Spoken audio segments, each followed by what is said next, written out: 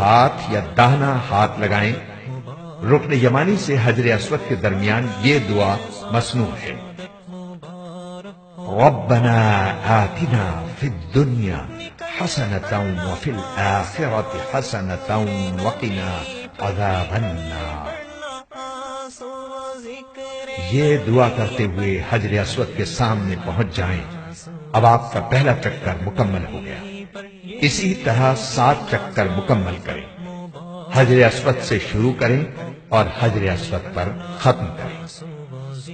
جب بھی حجر اسود کے سامنے پہنچیں تو استلام یا اشارہ استلام کریں۔ اس طرح طواف میں کل 8 مرتبہ حجر اسود کا استلام یا اشارہ ہوگا۔ یہاں یہ بات یاد رکھیں کہ طواف کے دوران کوئی مخصوص دعا قطعاً ضروری نہیں ہے۔ جو دعا یاد ہو مانگتے رہیں، یا صرف سبحان اللہ والحمد للہ ولا الہ الا اللہ واللہ اکبر ولا حول ولا قوت الا باللہ پڑھیں، یا کوئی بھی ذکر کرتے رہیں۔ اگر کوئی بالکل خاموش رہے تو یہ بھی جائز ہے۔ 7 چکر پورے ہونے پر 8ویں بار حجر اسود کا استلام یا اس کا اشارہ کر کے طواف ختم کر دیں۔ اب دونوں کاندھے ڈھانپ لیں۔ ملتزم پر حاضری۔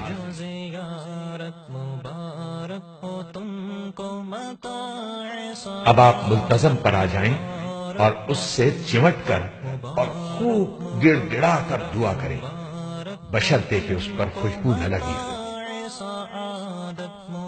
اب مقام ابراہیم کے پیچھے بغیر سر ڈھانپے 2 رکعت واجب الطواف ادا کریں اور خوب اچھی طرح دعا مانگیں۔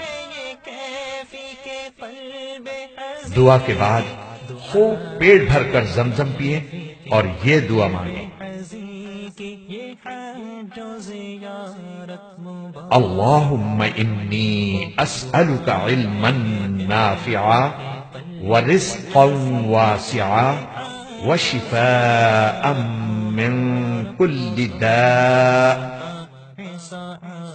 ترجمہ: اے اللہ، میں آپ سے نفع دینے والا علم، کشادہ روزی اور ہر بیماری سے شفا مانگتا ہوں۔ زیارت مبارک ہو تم کو متاع سعادت۔ اب سعی کرنے کے لیے حجر اسود کا استلام یا اشارہ استلام کریں اور صفا کی طرف روانہ ہو جائیں۔ یہ حجر اسود کا 9واں استلام ہوگا۔ یاد رکھیں کہ سعی باوضو کرنا سنت ہے۔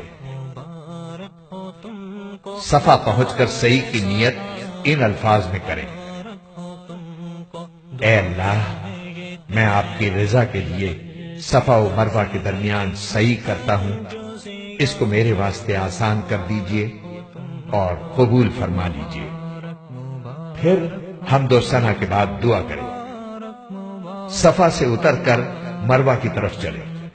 جب سب ستونوں کے قریب پہنچیں تو مرد حضرات اعتدال کے ساتھ دوڑیں، خواتین نہ دوڑیں، اور یہ دعا کریں: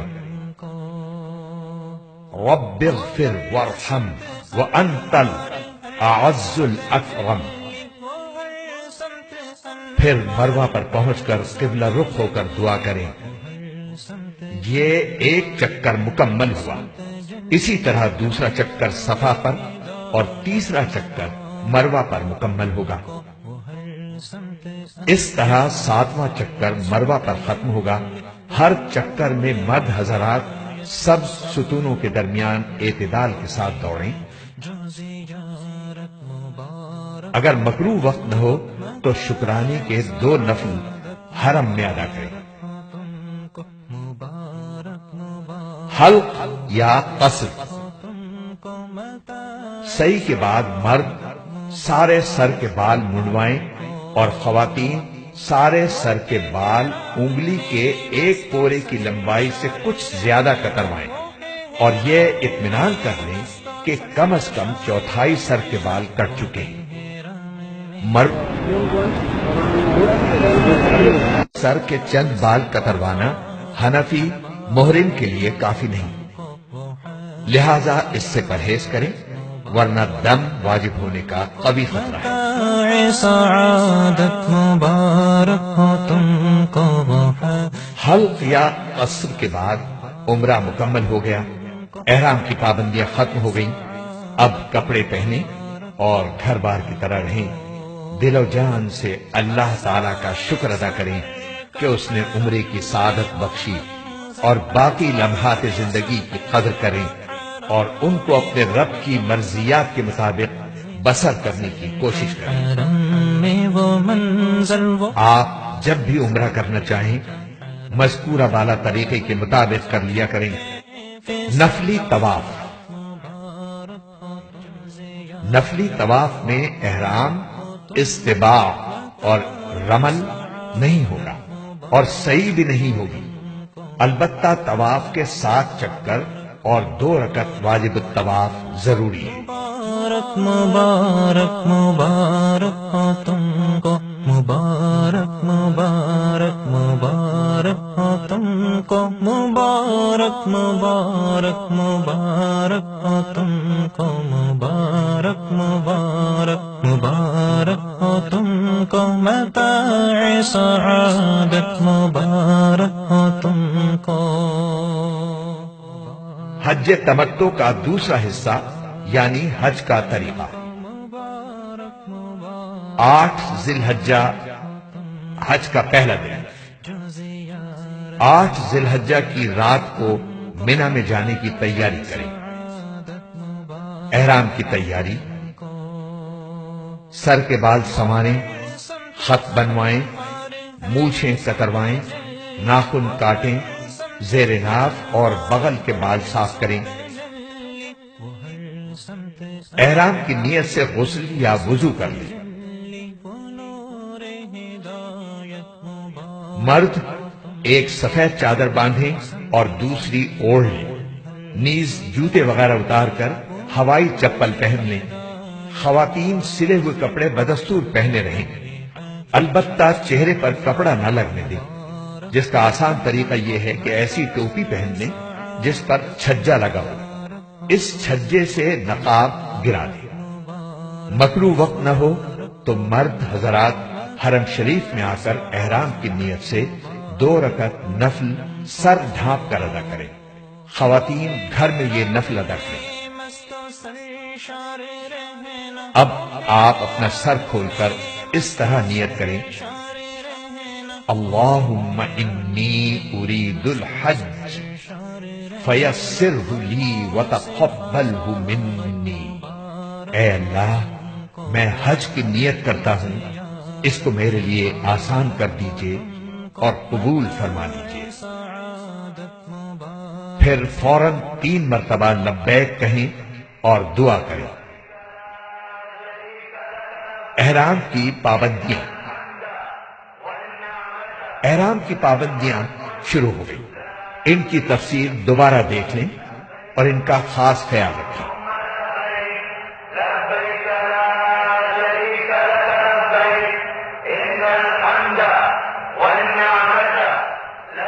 مینا روانگی،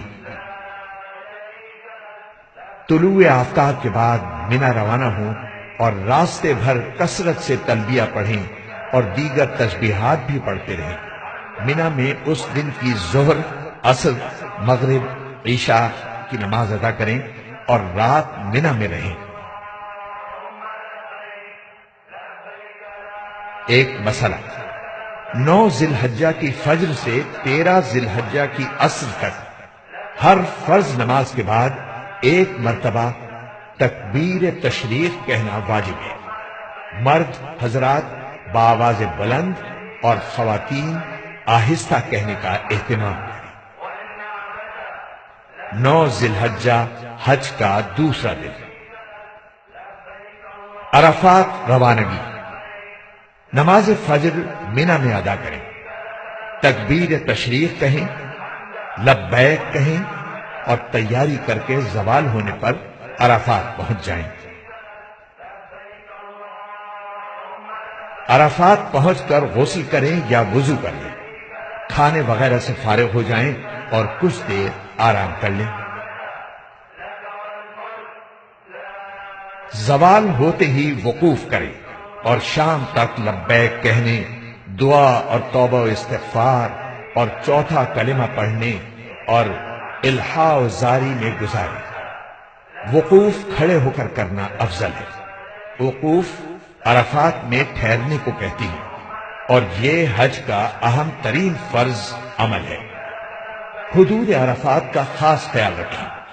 مسجد نمرہ کا کچھ حصہ حدود عرفات میں داخل نہیں۔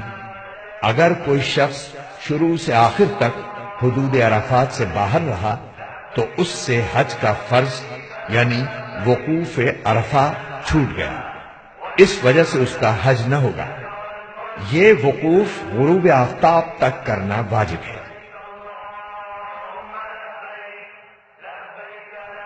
ظہر کی نماز ظہر کے وقت، عصر کی نماز عصر کے وقت اذان و تکبیر کے ساتھ باجماعت ادا کریں۔ مزدلفہ روانگی۔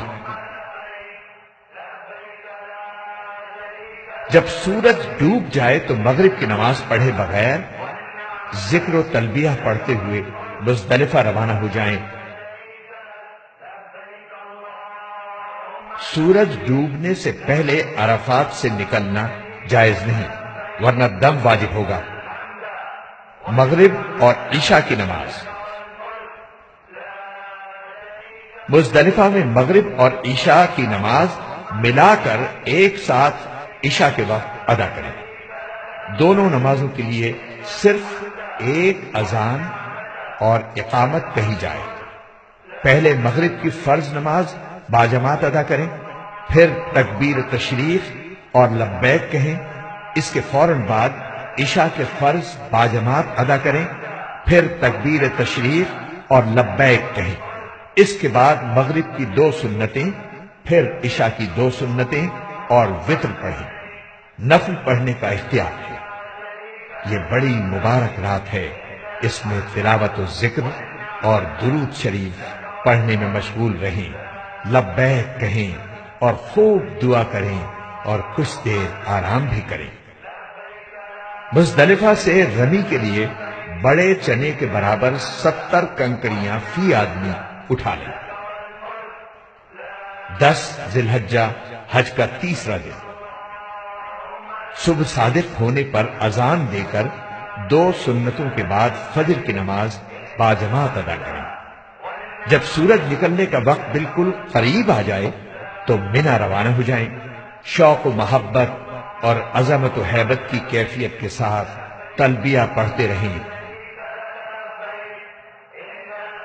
جمرہ عقبہ کی رمی۔ منا پہنچ کر سب سے پہلے جمرہ عقبہ کی رمی کیجیے۔ آج یعنی 10 ذی الحجہ کو صرف اسی ایک ہی جمرے کی رمی کی جاتی ہے، جو زوال سے پہلے کرنا افضل ہے۔ رش ہونے کی بنا پر زوال کے بعد بھی کی جا سکتی ہے، حتیٰ کہ رات میں بھی کی جا سکتی ہے۔ 7 کنکریاں ہاتھ میں لے کر جائیں اور ستون سے کچھ فاصلے پر اس طرح کھڑے ہو جائیں کہ منا آپ کی دائیں جانب اور مکہ مکرمہ آپ کی بائیں جانب ہو۔ دائیں ہاتھ اور شہادت کی انگلی سے پکڑ کر ایک ایک کنکری ستون کے نیچے حصے پر مارتے جائیں۔ کنکری کا ستون کے گرد قائم احاطے میں گر جانا کافی ہے، ستون کو لگنا ضروری نہیں۔ ہر کنکری پر بسم اللہ اللہ اکبر کہیں اور یاد ہو تو یہ دعا پڑھیں جو حضرت ابن عمر رضی اللہ تعالی عنہ اور بعض دوسرے صحابہ کرام رضوان اللہ علیہم اجمعین سے منقول ہے۔ اللہم اجعلہ حجا مبرورا وذنبا مغفورا۔ جمرہ عقبہ یعنی بڑے شیطان کو کنکری مارتے ہی لبیک کہنا بند کر دیں اور رمی کے بعد دعا کے لیے نہ ٹھہریں، یوں ہی قیام گاہ چلے آئیں۔